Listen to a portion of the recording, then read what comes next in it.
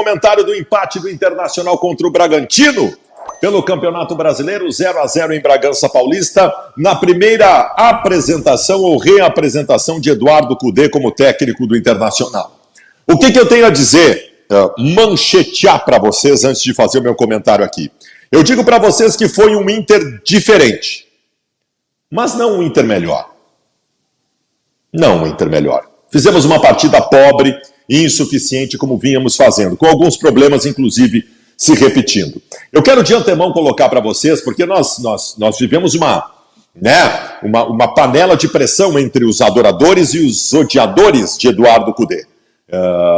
Eu me propus desde o início a cuidar sempre para fazer uma análise fria e justa em relação ao trabalho do Cudê, como fiz de todos os treinadores que estiveram à casa-mata do Internacional. Então, de antemão, eu quero dizer o seguinte, eu não posso cobrar do Eduardo Cudê que com 2 treinamentos ele encontrasse todas as soluções para os problemas do Internacional. Eu não vou estabelecer aqui uma crítica contundente ao Eduardo Cudê em relação ao jogo pobre que o Internacional fez. Mas eu quero fazer análise sobre o Internacional diferente. O Internacional diferente. Diferente em formato, diferente em escalação, diferente em muita coisa, né? Na condução do jogo em si, gente. O Internacional do Eduardo Cudê joga diferente do que jogava o time do Mano Menezes. Como é que o Cudê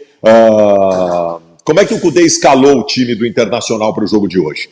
Ele escalou com um primeiro volante, que é o Johnny, e aí essa escolha já chamou atenção, porque o Johnny não era o titular da primeira função, era o Rômulo, ou então o Gabriel, que estava voltando, e o Johnny jogou por ali, um primeiro volante quase entre os zagueiros, no 4-1-3-2 dele. A linha de 3, ela surpreendeu um pouco, eu pensei que o Arangues fosse jogar pela direita, não. Ele jogou com o Depena pela direita, com o Wanderson pela esquerda, e o Arangues centralizado. O Arangues até um pouco atrás, porque quem fez a saída de bola hoje foi o Arangues, não foi o Johnny. O Johnny estava quase entre os zagueiros. Então o Arangues fazia a saída de bola e uma combinação pela direita. E o Alan Patrick mais à frente. O Alan Patrick não voltava tanto, né? Ficava junto do Valência na frente e às vezes até ajudava no processo de produção. Mas esse era o formato do time do Internacional. O que aconteceu?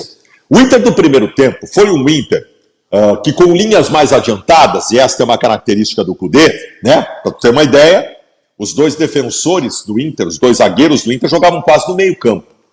Então tu empurrava o time para frente. O Inter teve razoavelmente um predomínio territorial, né? Teve uma boa condução, teve retenção de bola na frente, numa boa circulação, em alguns minutos, na metade do primeiro tempo. Não chegou a criar grandes chances de gol, mas chegava. O Valência hoje foi mais abastecido do que vinha sendo, isso é verdade. O Valência foi protagonista hoje de todas as jogadas de ataque do Inter. Agora, se foi protagonista positivo ou negativo, eu vou falar ali adiante. Mas o primeiro tempo do Inter foi assim, não correu grandes riscos defensivos. Foi um primeiro tempo pobre do Inter, não teve soluções, mas aceitável. O segundo tempo foi muito ruim. O segundo tempo do Inter foi muito ruim. O segundo tempo do Inter, o Bragantino entrou na área do Inter por cima, por baixo, pelo meio, chutou de fora, chutou de dentro. Saiu muito barato. O Inter no segundo tempo, ofensivamente, teve 3 escapadas. O Inter ofensivamente no segundo tempo teve 3 escapadas em velocidade, e aí o Valência acabou perdendo oportunidades importantes para o Inter. No mais, velho, o Bragantino esteve perto de fazer o gol em todos os 45 minutos finais da partida. Foi um segundo tempo de um Inter encolhido, um Internacional que sofreu com o adversário em cima dele o tempo todo, cometendo alguns erros defensivos, e por mais sorte do que juízo nós não perdemos a partida de hoje. É claro que também nas nossas escapadas nós poderíamos ter feito gol, isso poderia ter acontecido. Mas foi pobre, gente. Foi pobre. Em relação a individualidades, eu quero salientar algumas situações assim. O Depena e o Wanderson. O Depena e o Wanderson, eu não sei se eles podem continuar sendo escalados no Internacional. Eu não sei qual é o tamanho da nossa paciência para a gente ficar sempre sonhando em ter de novo aqueles jogadores que tínhamos no ano passado. O Depena e o Wanderson jogaram 7 meses de 2023, nada. O Depena e o Wanderson estão há 7 meses sem jogar nada. E continuam sendo escalados. Os 2 titulares hoje, justamente na linha de meia do Cudê, que é a mais importante. Será que o Depena e o Wanderson devem continuar sendo escalados? Eles não estão jogando absolutamente nada. O Wanderson é uma preguiça, mas uma preguiça que chama a atenção. E o Depena não acerta nada. Não acerta nada. O Arangues é uma ilha. O Arangues é uma ilha. O Arangues toca na bola, tu vê um cara diferente. Né? Tu vê um cara diferente e ele centraliza ações, ele preenche meio campo. O Arangues é maravilhoso. Rezem todos vocês para o Arangues não se machucar. Porque se alguma coisa boa pode acontecer com o Internacional ainda, vai ser pelos pés do Arangues. Defensivamente hoje, os laterais cumpriram o seu papel razoável, o René um pouco menos. O Nico Hernandes esteve atrapalhado hoje. Hoje, pela primeira vez, eu vi ele jogar mal. Pela primeira vez, eu vi ele jogar mal. O Nico Hernandes foi atrapalhado em boa parte do jogo hoje, especialmente não se entendendo com o goleiro. E, individualmente, eu queria deixar aqui, para o final, as duas análises que vocês mais querem que eu faça. Do goleiro Rocher e do centroavante Valência. Sobre o goleiro Rocher, se acostumem. O Rocher, ele vai fazer defesas que nenhum outro goleiro faria, em várias oportunidades. Vai fazer muitos milagres. Anotem aí. O Rocher vai fazer vários milagres em vários momentos e nós vamos adorar isso. Agora, vai ser um carrossel de emoções. Vai ser uma montanha russa. Se prepare para se arrepiar o tempo todo, porque o Rocher é louco, é ousado, ele sai às vezes que não tem que sair, ele vai onde não tem que ir. O Rocher é assim. Se preparem para emoções. Vai ter uma grande falha, mas vai ter uma defesa monumental. O Rocher é assim, sempre foi assim. Eu acho que é um bom goleiro.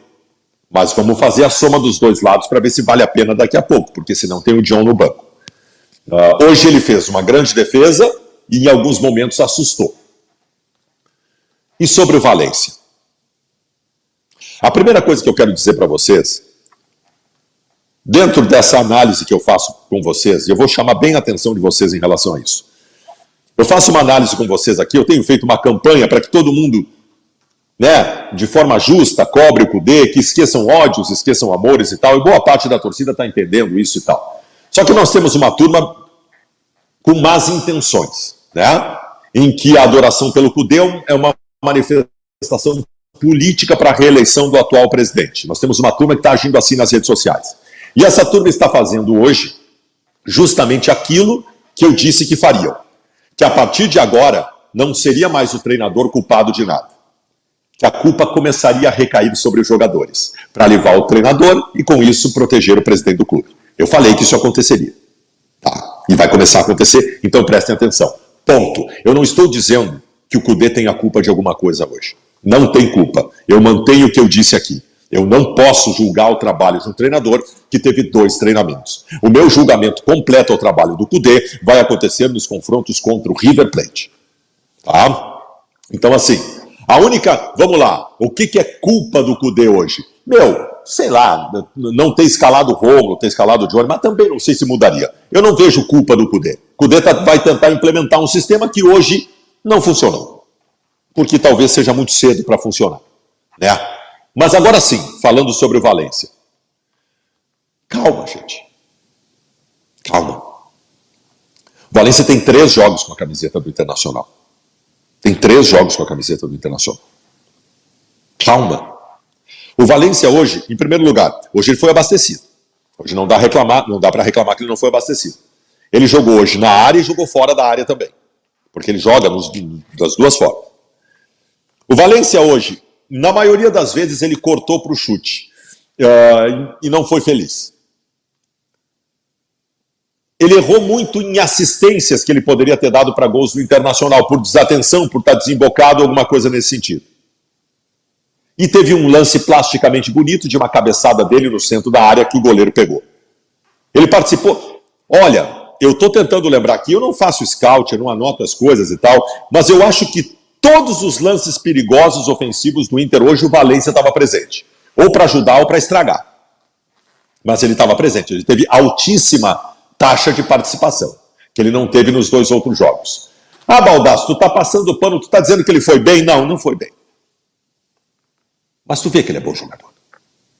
Calma com o Valência. O Valência não pode ser problema do Inter, gente. O Valência é solução. O Valência é solução. É pelos pés do Valência que nós podemos, se é que nós temos chance de ganhar alguma coisa, é pelos pés dele que isso pode acontecer. Calma, o cara chegou agora, vamos devagarinho, a coisa vai acontecer. Tá?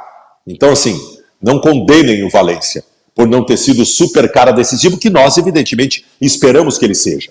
Mas são 3 jogos. Calma, contra o River ele tem que ser. Contra o River ele tem que ser. Então, gurizada, eu saio do primeiro jogo de Kudê voltando ao Internacional com a sensação de que o time do Inter vai ter um formato diferente. Mas hoje ainda não foi melhor do que vinha sendo. Foi uma atuação pobre do Inter, insuficiente, com boa parte dos problemas se repetindo em relação ao que vínhamos tendo.